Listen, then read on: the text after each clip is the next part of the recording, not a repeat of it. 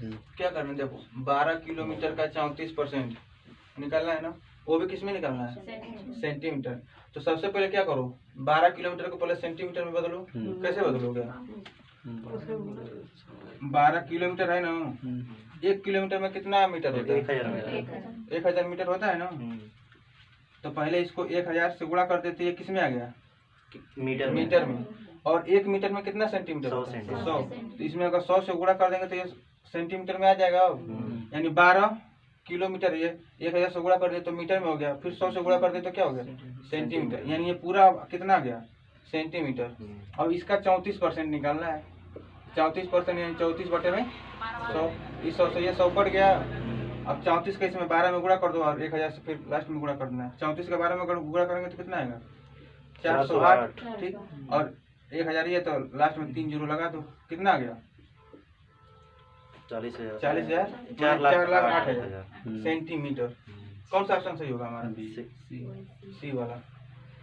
अब आया समझ में, क्या तुम लोग क्या कहते हो, मीटर में बस चेंज नहीं कहते, किलोमीटर में बस मीटर, इसीलिए ना गड़बड़ हो गया था।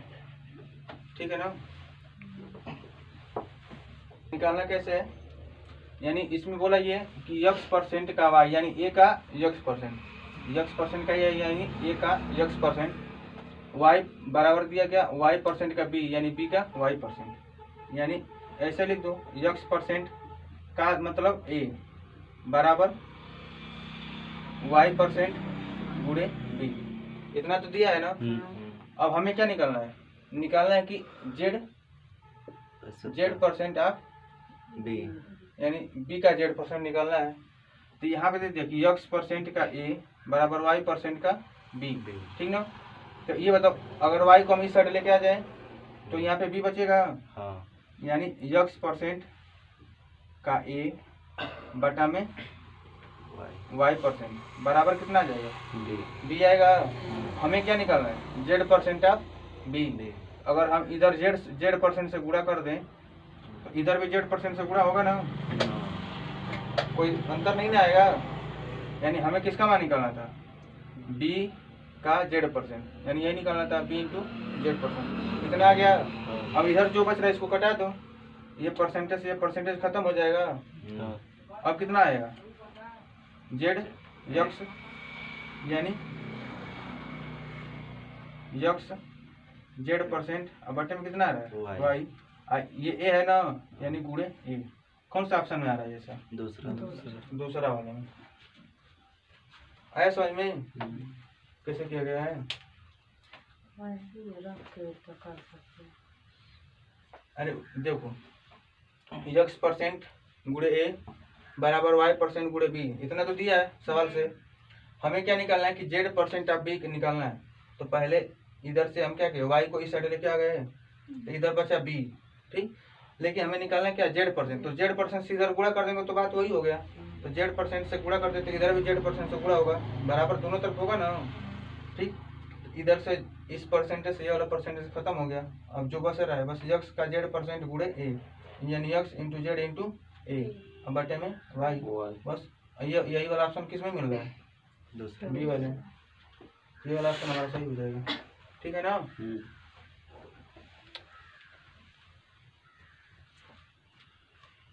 चालू हो गया।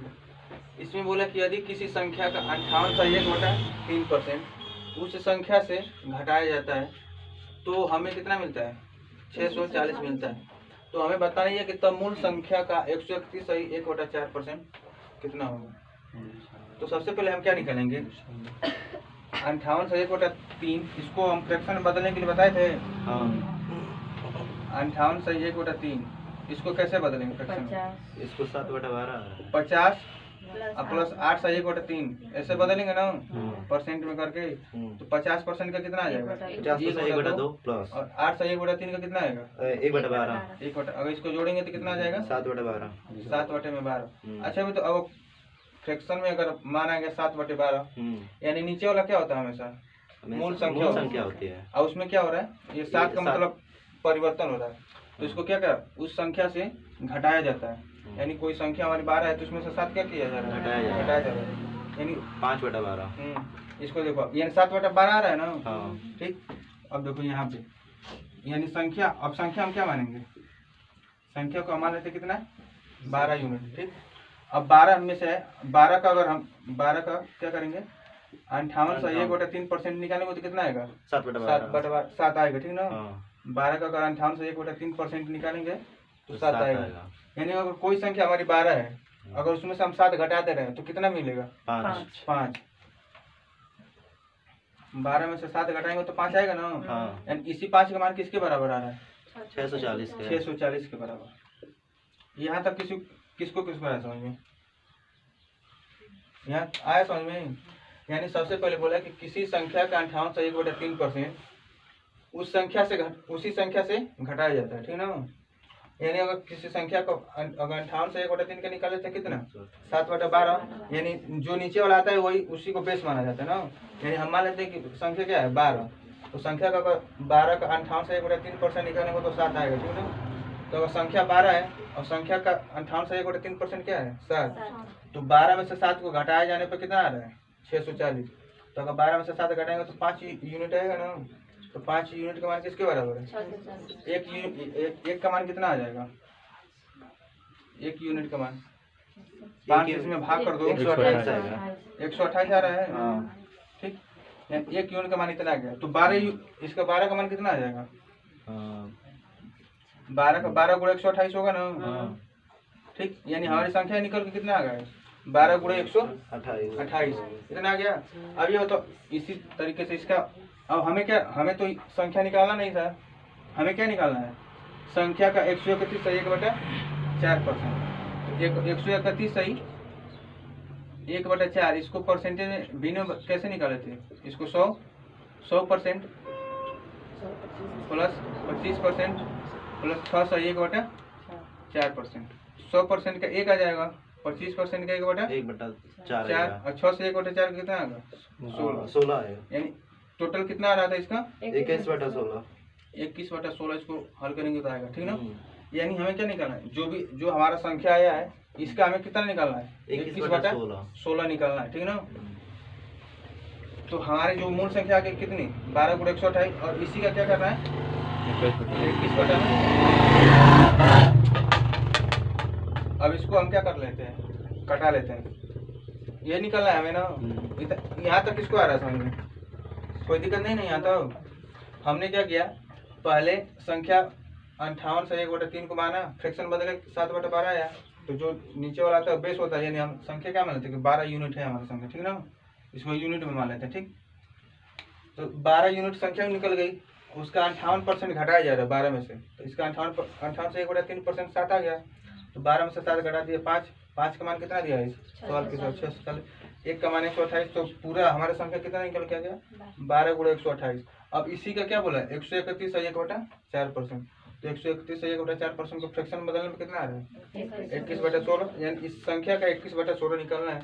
16 से इसको क्या करेंगे कटाएंगे, 128 को कितनी बार में कटेंगे 8 बार में। यानी 12 गुणा 8 गुणा 21, 12 गुणा 8 गुणा कितना आ रहा है 21। इसको गुणा करके बताओ 12 8 2016 आ रहा है। यानी देखो हम क्या करेंगे गुणा भी नहीं करना, 2 8 16 6 और 6 एकम 6, इकाई का अंक 6 किस में आ रहा है दूसरे वाला में इसमें। यानी हम पूरा गुणा भी नहीं करेंगे ना, इकाई अंक से देख लेंगे ना। लास्ट का 2 8 16 6 6 एकम 6, इकाई अंक 6 इसी में है। तो यानी ये वाला हमारा ऑप्शन सही हो जाएगा ना। ठीक है,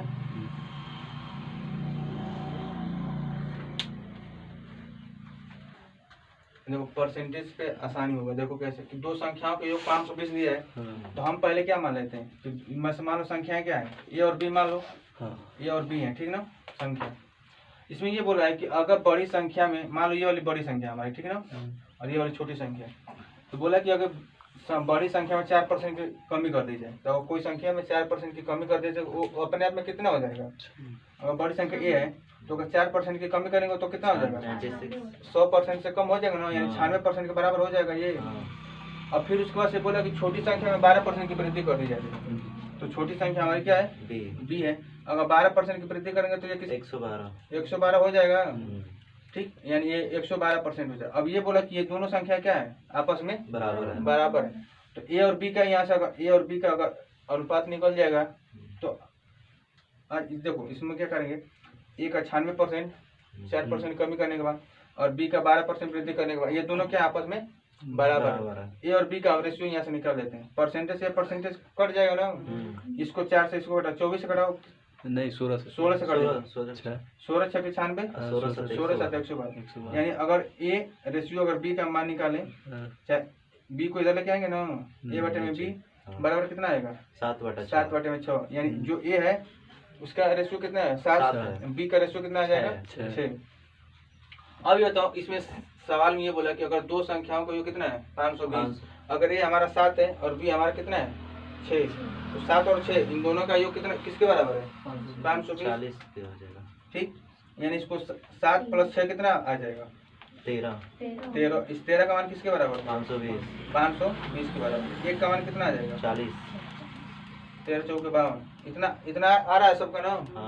तो एक का मान 40 अगर इसमें छोटी संख्या कौन सी है बी वाली 6 वाली, तो 4 × 6 कितना आ जाएगा 240।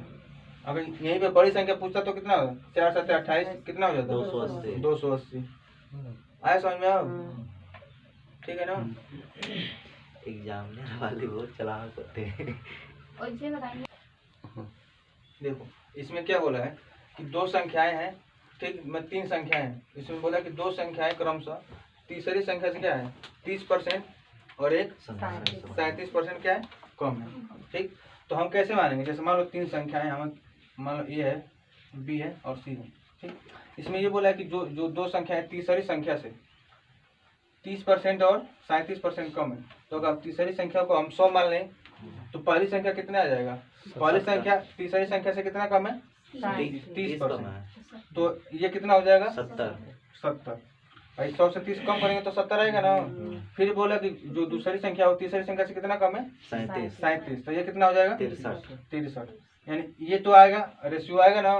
अगर तीसरी संख्या 100 है तो पहली संख्या 70 और दूसरी संख्या 63, इतना ठीक है। अब ये बोला है कि अभी क्या निकालना है कि वह प्रतिशत जिसके अनुसार दूसरी संख्या पहले की तुलना में कम है।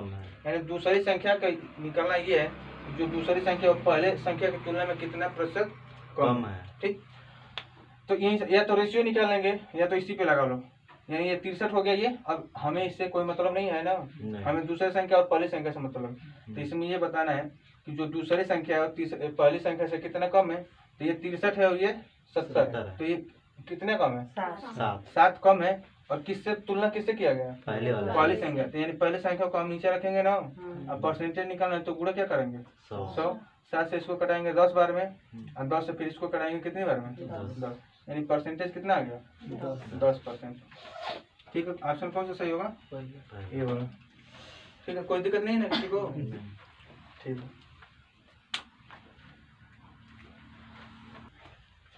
जैसे पिछली वाले था ना सेम वैसे ही है। दो संख्याएं, एक तीसरी संख्या से क्या है 90% और एक 75% क्या है कम है। तो इसमें क्या बताना है कि जो पहली संख्या में कितने % की वृद्धि की जानी चाहिए ताकि वो दूसरी संख्या के बराबर हो।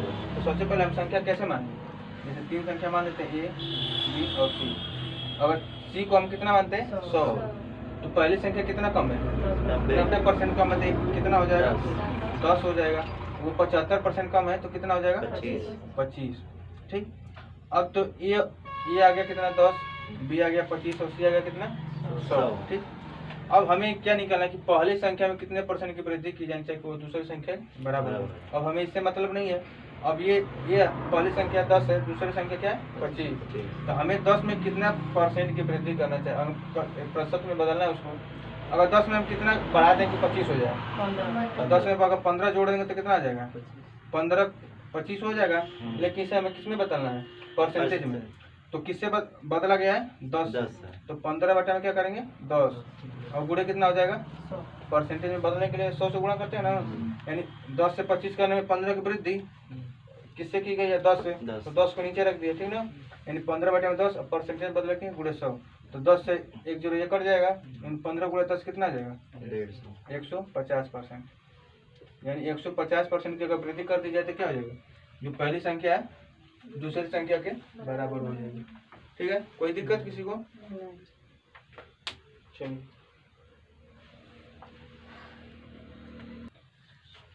ठीक है, इसको देखो पहले इधर देखो, बोला है कि ए बी से कितना है 25% अधिक है और बी सी से 40% कम है। फिर यदि सी डी से 30% अधिक है तो ए डी से कितने परसेंट कम है। ठीक, यानी हमें फाइनली क्या निकाला है, ए और डी का अगर अनुपात निकल के आ जाएगा तो हम निकाल लेंगे कितना परसेंट कम है अधिक है ना। तो हम कैसे लगाएं, देखो अगर ये बोला कि अगर ए बी से 25% अधिक है तो 25% को फ्रैक्शन में कितना आएगा, 1/4, यानी कोई संख्या 4 है तो उससे ये 25% अधिक है, यानी दूसरी संख्या 4 से एक कितना है अधिक, एक अधिक है तो यानी वो हो जाएगी 5। अगर ए और बी का हम अनुपात निकालें तो कितना आएगा, अगर ए 4 है तो बी कितना आ जाएगा, नहीं ए बी से 25% अधिक है ना, तो ये 5 होगा और ये 4 होगा, बी से अधिक है तो यानी ए कितना हो जाएगा 5 और बी कितना हो जाएगा 4। ठीक है, अब ये उसी तरह से बताओ अगर बी सी से 40% कम है तो 40% का कितना आएगा, 40% का 2/5, 40% यानी 2/5, 2/5 कम है ना। हाँ कम है, तो कौन सा कम है, बी जो है सी से कम है, यानी बी सी से कम है। अगर सी का 3 है 5 है तो यानी उससे बी कितना है 2 कम है।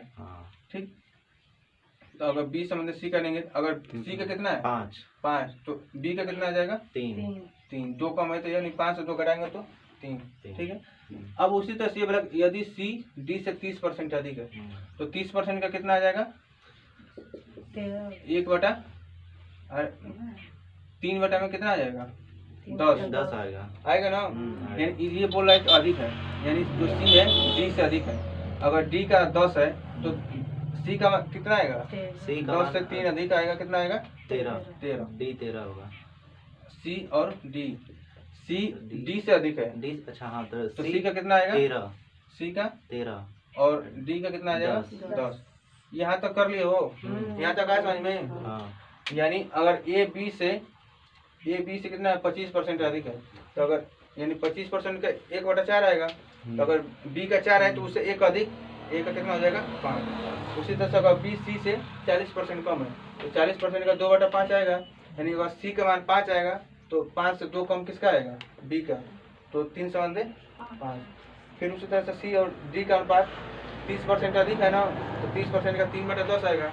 तो अगर डी का मान कितना है 10 तो 10 से 3 अधिक किसका आएगा सी का, तो डी का 10 और सी का कितना आएगा 13।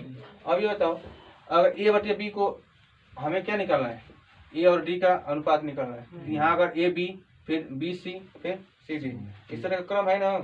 तो ए संबंध बी को हम कैसे लिखते हैं, इसको ए बटा बी लिखेंगे ना।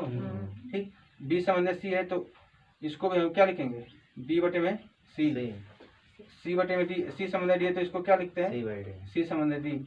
यानी अगर सबको, अगर इसमें हम सबको गुणा कर दें ऐसे, ये बी से बी कट जाएगा, सी से सी कट जाएगा, यानी फाइनली क्या बचेगा ए और डी बचेगा, ए बटे में डी।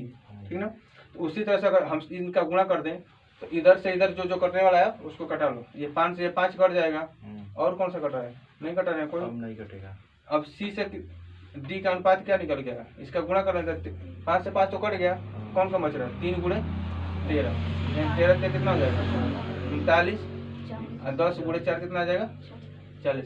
यानी नहीं इसका ए का आएगा, ए और डी का अनुपात निकल के आएगा कितना, ए और डी का फाइनली अनुपात क्या निकलेगा 13 संबंधे 39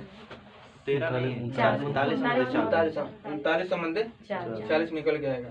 अब ये बताना है कि तो ए डी से कितने प्रतिशत कम है, ए का मान कितना है 39, डी का मान कितना है 40। जो ए है डी से कितना कम है, एक कम है ना, परसेंटेज में बदलेंगे तो एक कम है किससे 40 से, तो बटे में 40। अब गुणे परसेंटेज में बदलने के लिए क्या करेंगे 100, तो अगर 40 से 100 में भाग करेंगे तो कितनी बार में जाएगा 2.5, यानी परसेंटेज में कितना आएगा 2.5%। आया समझ में। अच्छा तो ए और डी का अनुपात जो निकला है 39, ये वाला समझ में आया, कैसे आया है, इसमें कोई डाउट नहीं ना किसी को। ठीक है, यानी आंसर क्या हो जाएगा हमारा 2.5%। सबका अलग अलग मान निकालने के लिए कहिए, वही निकल कर दे। देखो x का y% कितना है 150। ठीक, तो कैसे, यानी x का y% यानी x का y% बराबर कितना आ गया 150। 50। फिर बोला कि और जेड का वाई परसेंट कितना है 300 है, यानी जेड का वाई परसेंट ये कितना है 300। हमें क्या निकालना है, एक्स और जेड का संबंध निकालना है। तो हमें इसमें से वाई को हटाना है। तो वाई को कैसे हटाएंगे, अगर दोनों तरफ भाग, इसमें अगर इस वाले से भाग कर देंगे तो आ जाएगा ना, ये वाई से वाई कट जाएगा, परसेंटेज से परसेंटेज कट जाएगा। ठीक, ये 150 से 3 कितनी बार में कट, 2 बार में। अब कितना बचा, एक्स ऊपर बचा और नीचे कितना बचा जेड। इधर कितना बचा 1/2। 1/2। इसको 2 को इधर गुणा, जेड को इधर गुणा करेंगे तो कितना आ जाएगा 2x = z। 2x बराबर जेड। अब ये किस ऑप्शन में दिख रहा है 2x बराबर जेड, यानी इसमें दिख रहा है ये वाला हमारा। ये एसएससी का सीएचएसएल का सवाल है ये। मतलब जो भी देखो, जो भी करा रहे ना, जो प्रीवियस ईयर में पूछा गया सवाल एसएससी का, जीडी में, सीजीएल का भी, उन्हीं सब का ये क्वेश्चन है। ठीक है ना, किसी को दिक्कत नहीं ना है अब? ठीक है, कैसे बनाना देखो, 1 घंटा 30 मिनट एक दिन का कितना प्रतिशत होगा। ठीक है, अच्छा ये बताओ एक दिन में कितने घंटे होते हैं? 24 घंटे होते हैं ना। तो सबसे पहले क्या करना है, यानी टोटल हमारा एक दिन में कितने घंटे हो जाएंगे 24 घंटे। ठीक, अच्छा अब हमें बताना है कि 24 घंटे में 1 घंटा 30 मिनट कितना प्रतिशत होगा। ठीक, तो 1 घंटा और प्लस का 30 मिनट, इतना समय दिया है ना। तो 1 घंटा 30 मिनट को हम घंटा में बदल लेंगे, कितना आएगा 1.5 घंटा, यानी 1.5 इतना घंटा आएगा ना। 1 घंटा 30 मिनट 1.5 घंटा। प्रतिशत में बदलने के लिए क्या किया जाता है, 100 से गुणा। टोटल समय कितना दिया है 24 घंटा, और किसका निकालना है तो 1.5 घंटे का। परसेंटेज में बदलने के लिए क्या करते हैं 100 से गुणा, नहीं होगा ना। तो इसको हमें कटाना है। ठीक, 4 से इसको कटा लेंगे कितना आएगा 25, और इसको कटाएंगे तो 6। 300 इसको कटाएंगे तो 0 10 बोलो 5, इसको कटाएंगे तो 3 गुना को 6। 25 गुणे इसमें करेंगे, 25 गुणे 5 करेंगे तो कितना आएगा 12.5 बट्टे में कितना आएगा 2। अब 12.5 में 2 से भाग करेंगे तो कितना आएगा, कितना आएगा ना। परसेंटेज में का चिन्ह लगा देंगे। इतना आ रहा था सबका, कुछ भी नहीं दिखाई दे रहा है इधर से, आप वहाँ पे खड़े हो जा रहे हैं। अब दिखाई दे रहा है ना। अब देखो, यानी हमें निकालना है कि 1 घंटा 30 मिनट एक दिन का कितना प्रतिशत होगा। तो एक दिन में कितने घंटे होते हैं 24 घंटे, और जो ये 1 घंटा 30 मिनट दिया था इसको घंटे में बदलेंगे तो कितना आएगा 1.5 घंटे, यानी 24 घंटे में 1.5 घंटे का परसेंटेज निकालना। तो 1.5 बटे में 24 परसेंटेज निकालने के लिए 100 से गुणा, 1.5 बटे में 24 गुणे 100, 4 से इसको कटाए 25, इसको 4 से कटाए तो 4 से का 24, फिर 3 से ऊपर कटाए 0.5, नीचे कटाए तो 2। अब 0.5 का 25 में गुणा करेंगे तो कितना आएगा 12.5, अब बटे में 2 बचे तो बटे में 2। अब 12.5 में अगर 2 से भाग करेंगे तो कितना आ गया 6.25 परसेंट हो गया। ठीक है।